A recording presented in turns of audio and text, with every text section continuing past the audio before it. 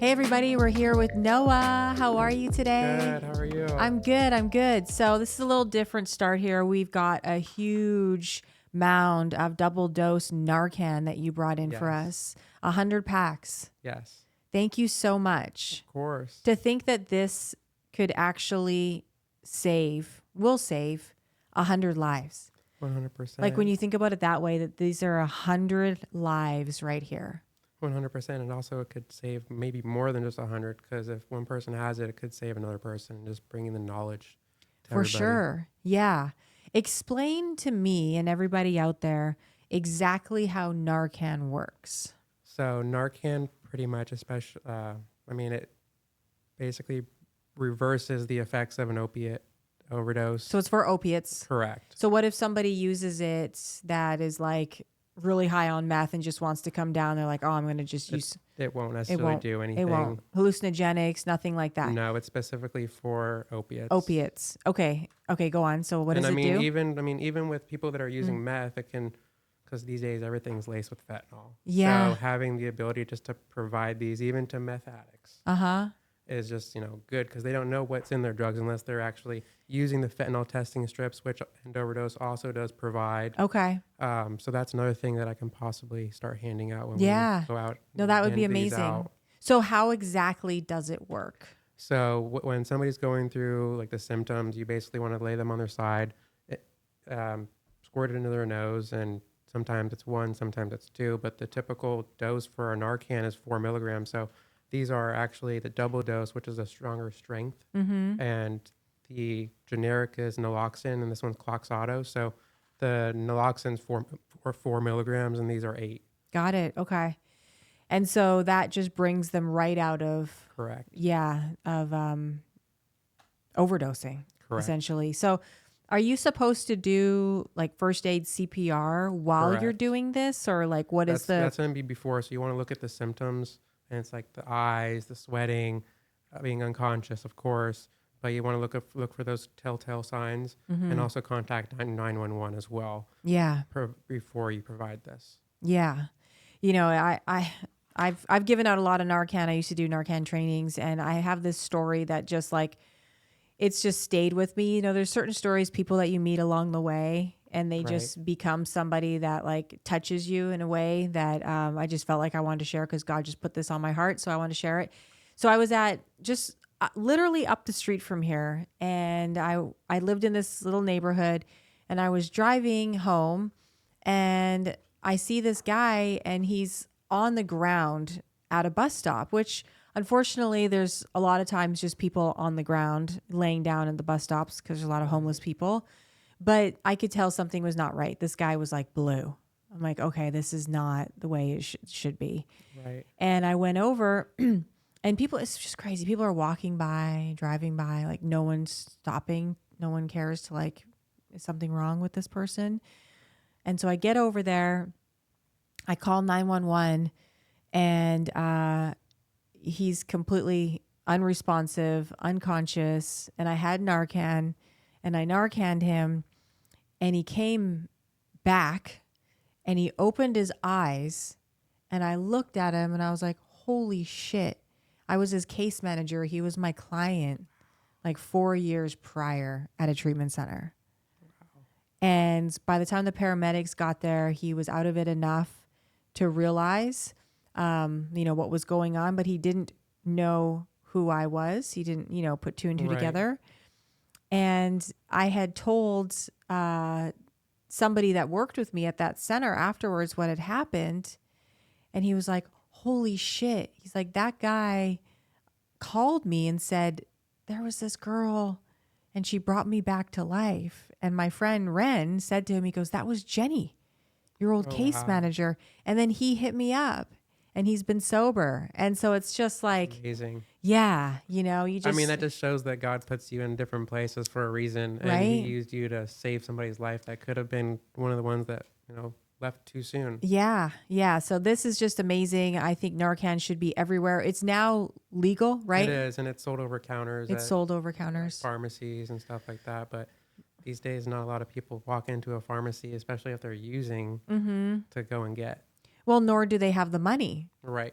Because isn't it like, how much is it, like $25 or I mean, something like that? $25 occasionally they'll give it out for free, especially if it's for a treatment center. But just Mm-hmm. to have access to get a large amount, just to, get out to the places that need it. So whether it's a Yeah. school district, a treatment facility, but just to get it out there. Because Yeah. even if they're not in addiction or in recovery, at least they have it. Mm-hmm. Because they don't know where they might come into contact with somebody. So Yeah. like that situation that you had mentioned, having it on you. Mm-hmm.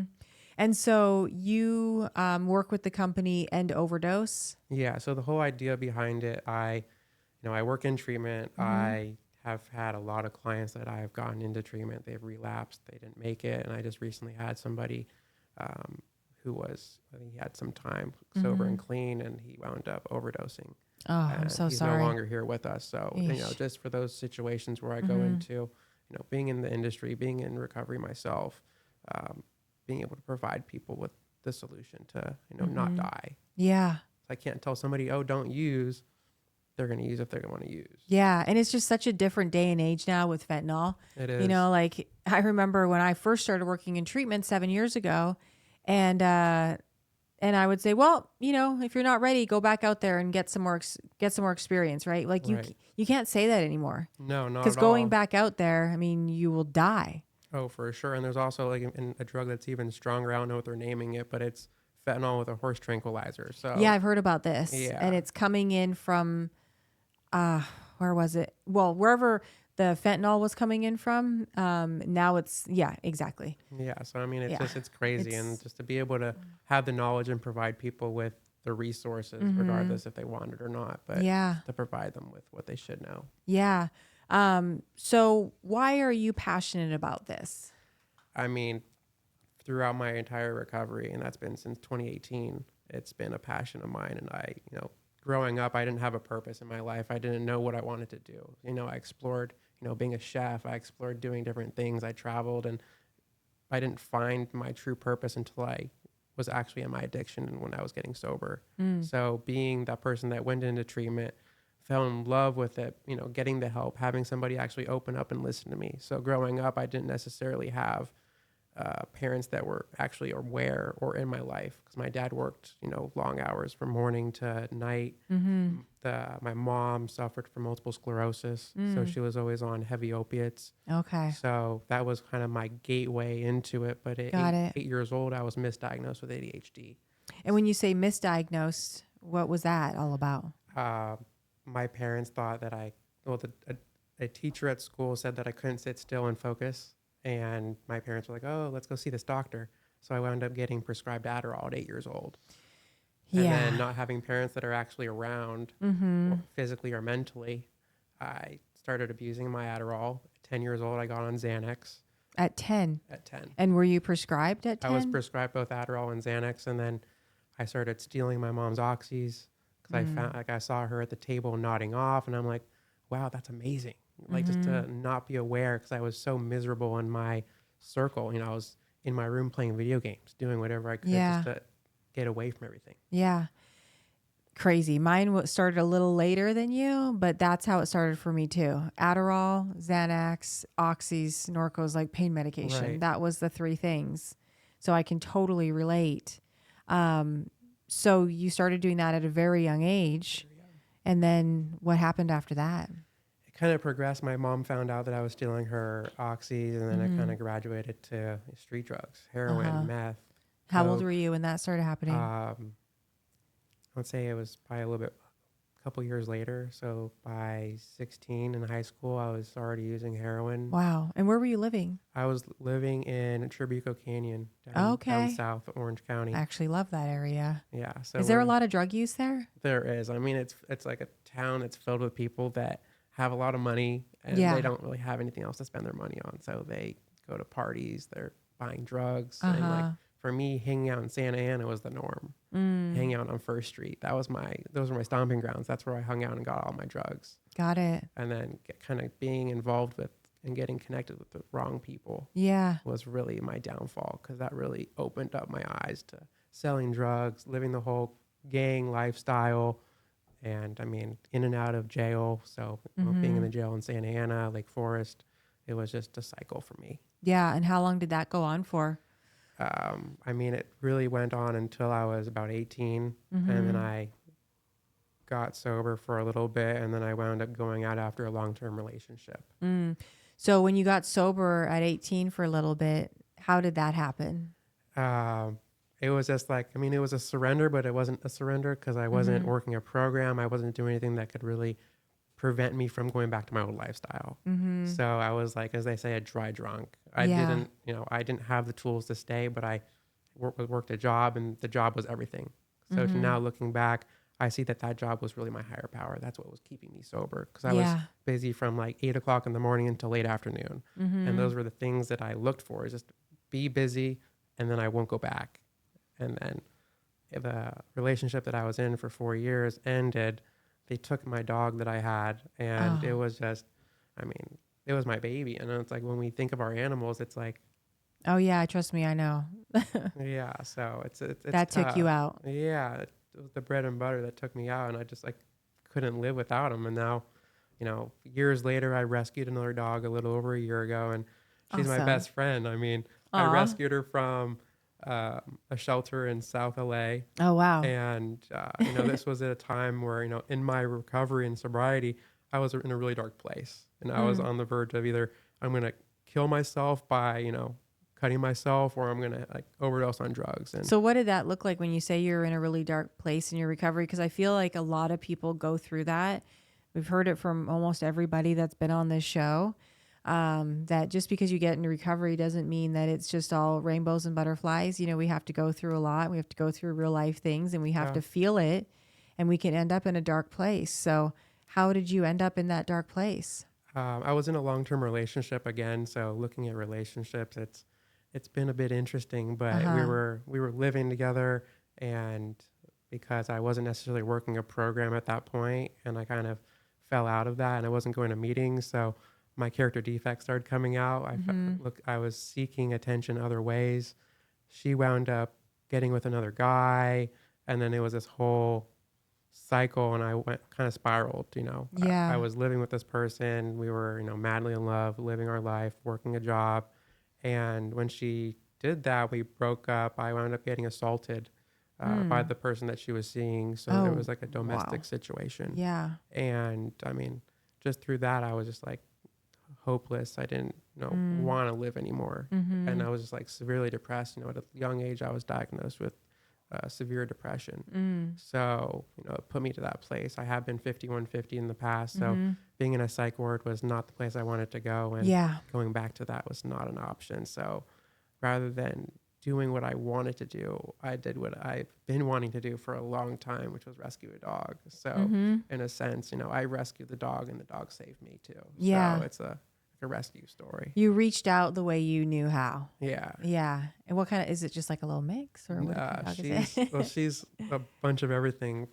From what I think she is, she's a lab shepherd dingo greyhound. Oh, wow. That's a cool mix. Yeah, she's 3.5 now, weighs under 30 pounds. It's Oh. the best relationship I have, and So, it really taught me how to be alone too. So well, yeah, exactly. Because it sounds like you have this history of relationships. I was definitely the same way.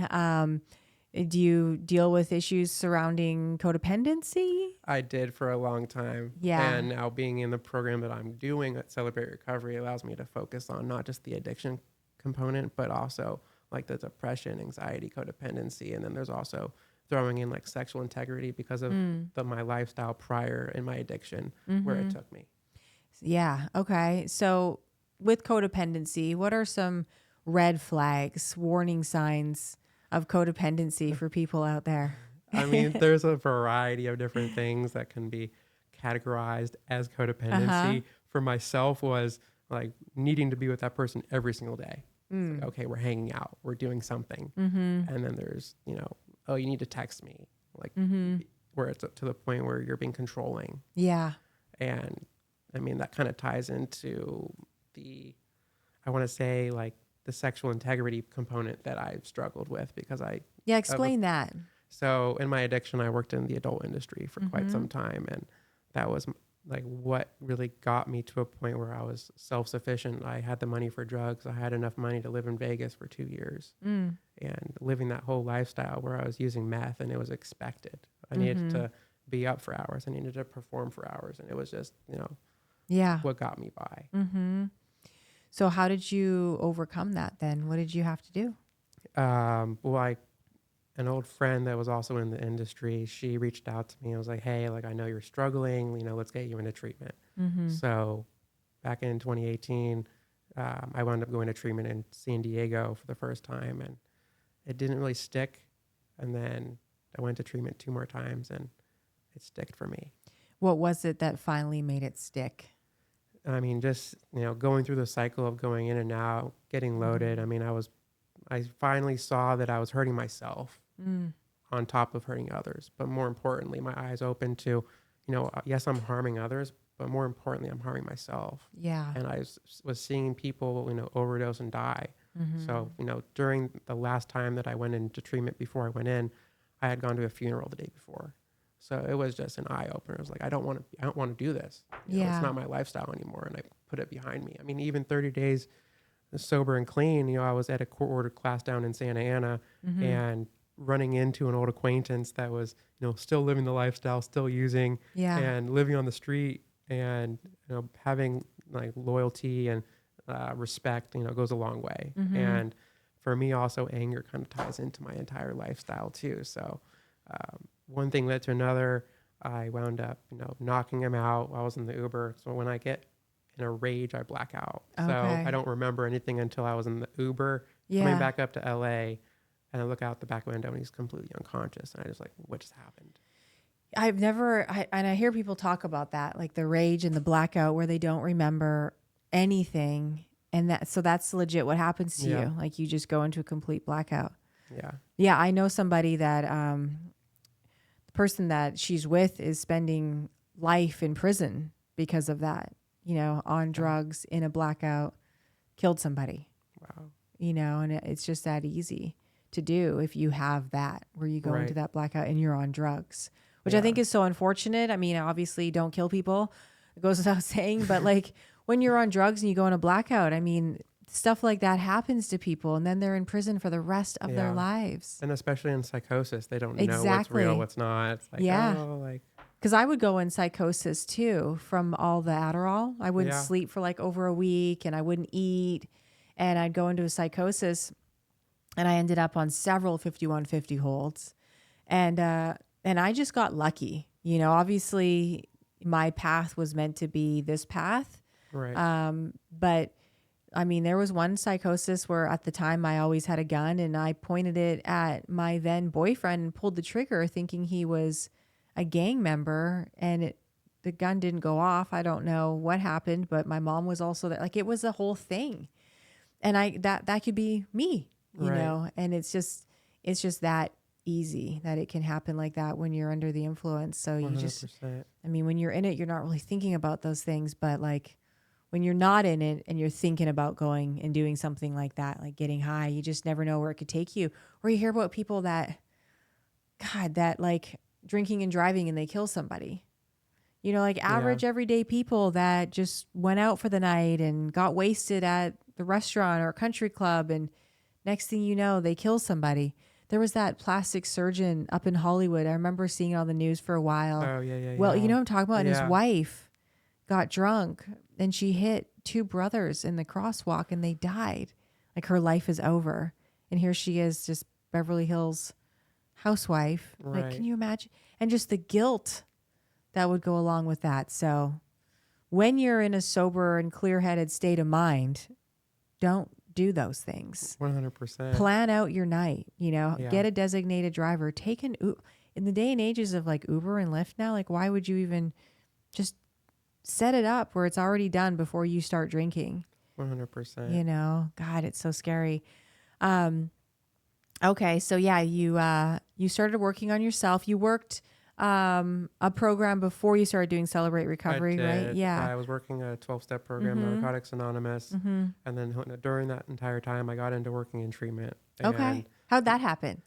I mean, so I went to a facility in Woodland Hills, and then right out of treatment, I was like, you know what? I love this. I want to, share my experience, strength, and hope. Yeah. So I wound up going back to that facility, once a week running alumni groups. Okay. So then, following that, I went to sober college. I got my KDAC. Uh-huh. So then How was sober college? it was interesting. I did the online course, so it was Uh-huh. only 6 months. Is it still around? It is. Okay. But so they have a treatment center, which is no longer a thing, but the campus and the school is still a thing. People still Uh-huh. get credentialed through there. Okay.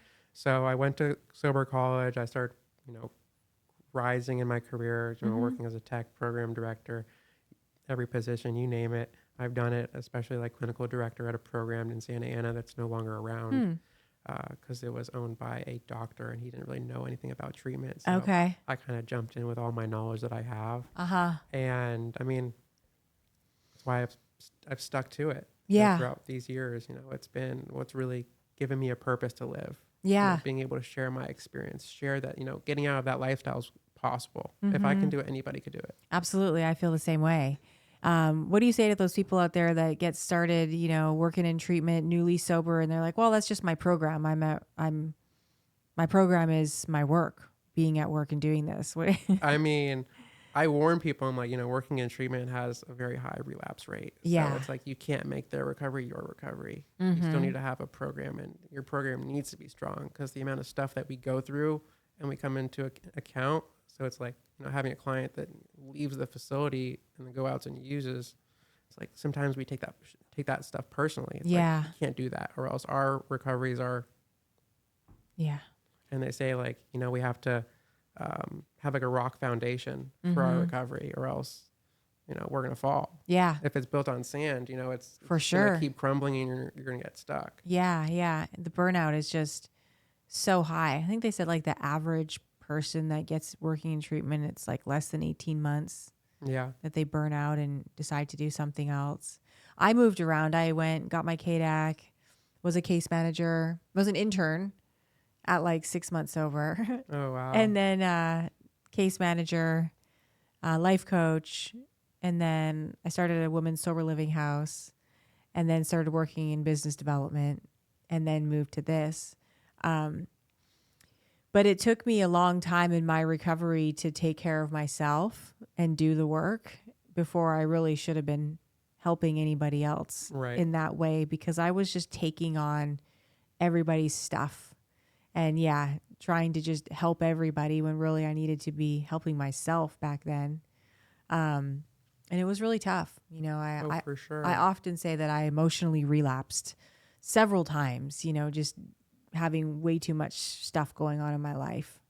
Yeah. Yeah. And like draining ourselves is never the right thing to do. It's like you have to take that time and practice self-care. Like self-care today for me is so important. So like whether it's, going parasailing over in Santa Monica, whether it's going kayaking by myself in like Ventura or even Marina Del Rey, like doing those things and just getting out of my head, being by myself and just putting on music. I mean, I find music so therapeutic today. Me too. I'll just get in my car and drive. Like that's one of the main things I do, especially since I live right at the water. I'll just go right down to the Pacific Coast Highway, good music, and I'll just cruise. It's so therapeutic. 100%. I also do like my car confessions where I do a lot of my videos because when I'm in my car, and when I'm just in motion in general, like if I'm having a conversation, like a deep conversation with somebody, a lot of times we'll be like, let's go take a walk. So for me, like when I'm in motion and by myself, I feel like I do some of my best thinking. For sure. Yeah. Early in the mornings. Are you an early riser? Sometimes. Depends on the day. I'm an early riser, and I find like I'm full of ideas and just on it for life first thing in the morning. And then late at night is when I get like my emotional, really like loving on people and that part of me, and then 100%. sprinkle everything else in between. So how did you discover what you like to do hobby wise when you first got sober? Because you obviously didn't do parasailing and kayaking back in the day. So how did you figure out what you liked? It was just trying. I mean, I absolutely despise the word try, because it's like you have to actually do. Yes. So like the whole idea behind trying is not really my forte, but I just had to, give things a shot. Yeah. Try it once, do it once. And if you don't like it, then, try something different. Yeah. And just be willing to just put yourself out there. 100%. I mean, even in early sobriety, I didn't talk like this. I was Yeah. like that quiet guy that sat in the corner. Uh-huh. And like 22 days into my sobriety, I was asked to lead a meeting. Oof. And the person that hosted the meeting was like continuously like, speak up, speak up. It's like Yeah. now I'm actually like comfortable in my skin. I'm Mm-hmm. speaking loudly and I am having profound conversations like this, Yeah. with people that are really like genuine about their recovery and want to recover. So Yeah. this whole like recover out loud movement that you're doing is absolutely amazing. I fully Thank you. support it. Thank you. So how long did it take for you to get that way? Because I know a lot of people that are watching are going, God, that's me. Like I have a really hard time opening up and I'm shy. I don't like raising my hand at a meeting. Like how long did it take you to be okay with that? I would say, it took a little bit longer for me. I'd probably say between like 6 and 9 months. And what'd you do within those 6 and 9 months to become okay with yourself and build that confidence? I just started sharing, even if I didn't go to a meeting that day, I was calling, 2 to 3 people and just sharing what was going on. Because, Okay. I'm not going to share it every single meeting I go to because I want to listen and still hear some good stuff. Mm-hmm. So I was calling people, like sharing what I was going through, where I'm able to be vulnerable on a more of an intimate level. Mm-hmm. And then working the steps is, the bread and butter of recovery too. Yeah. Being able to, work through our character defects, be able to Mm-hmm. look at our part and keep our side of the street clean as well. Mm-hmm. What's your favorite recovery quote and why? That's a very good question. Totally put you on the spot. You Or did. just one that you like. Just what comes to mind. I definitely like the one day at a time. Mm-hmm. That's definitely like my absolute favorite right now because, but we can't think about what's tomorrow. Mm-hmm. And somebody once told me like, look down at your feet, you need to be in the moment. Look at where your feet are standing right this second. So Yeah. like knowing that, I'm here on a podcast and I'm not thinking about what I'm doing later today or what I'm doing tomorrow. So Yeah. just, remaining in the moment and being present. Mm-hmm. I say that all the time, pretty much every day to myself and other people because it's so true. It is. Like we can't live in the past. We can't be future tripping all the time on the future. And if we can just be firmly planted in the present, life is peaceful there. It is. It's really peaceful. I try to wake up every morning in a state of gratitude and be humble. And I feel like if I wake up with gratitude as well, like nothing really bad can happen because there's so much to be grateful for. Right. For every bad thing that, oh God, I can't believe this is happening. This is so bad. Like, okay, but you're sober. Yeah. You have your health. You have your roof over your head. You have your dog, whatever it may be. And I feel like anybody could use that in their life, 100%. gratitude, be humble, take things one day at a time. What do you say to people out there that are struggling? It's a simple program for complicated people. So, being able just to have like somebody you can call, like, being able to reach out to somebody that you can share with vulnerably. I'm always available to talk to and people can message me on Instagram, Facebook.